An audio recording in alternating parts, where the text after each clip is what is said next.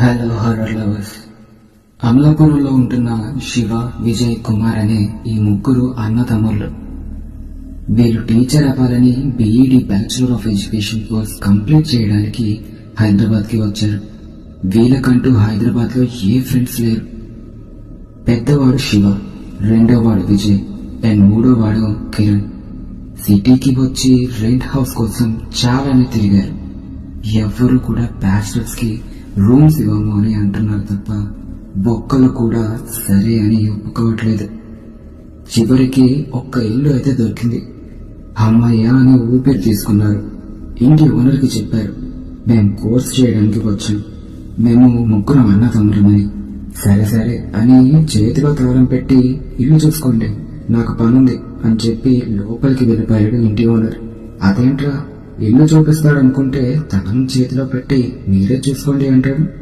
గొప్ప మనిషేరా బాబు అని విజయ్ అనగా, ఊరుక అన్న, దొరకక ఒక ఇల్లు దొరికింది, కళ్ళకి అద్దుకొని తీసుకోవాల్సింది పోయి ఇలా మాట్లాడతావేంటి అని అంటాడు కిరణ్.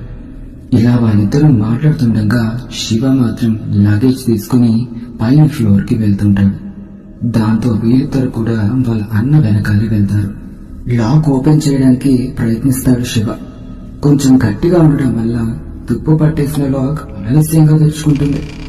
డోర్ ఓపెన్ చేయగానే ఏదో తెలియని బ్యాట్స్మెన్ ఇంట్లో కొన్ని పాత సామాన్లు అటు ఇటు పడి ఉండడం చూసి ఇల్లు చాలా కాలం నుండి ఖాళీగానే ఉన్నట్టుంది, క్లీన్ చేస్తే బానే ఉంటుంది అని శివ అంటాడు. ఇల్లు మొత్తం చూశాక కింద ఓనర్ దగ్గరికి వెళ్తారు.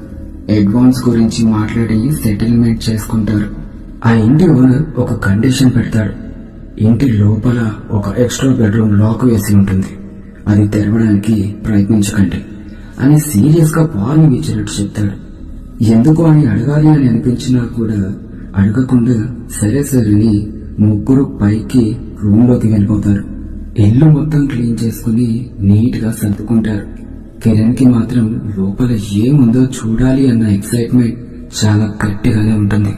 ఆ డోర్ దగ్గరికి వెళ్లి లాక్ హోల్ నుండి కన్ను పెట్టి లోపలికి చూస్తాడు.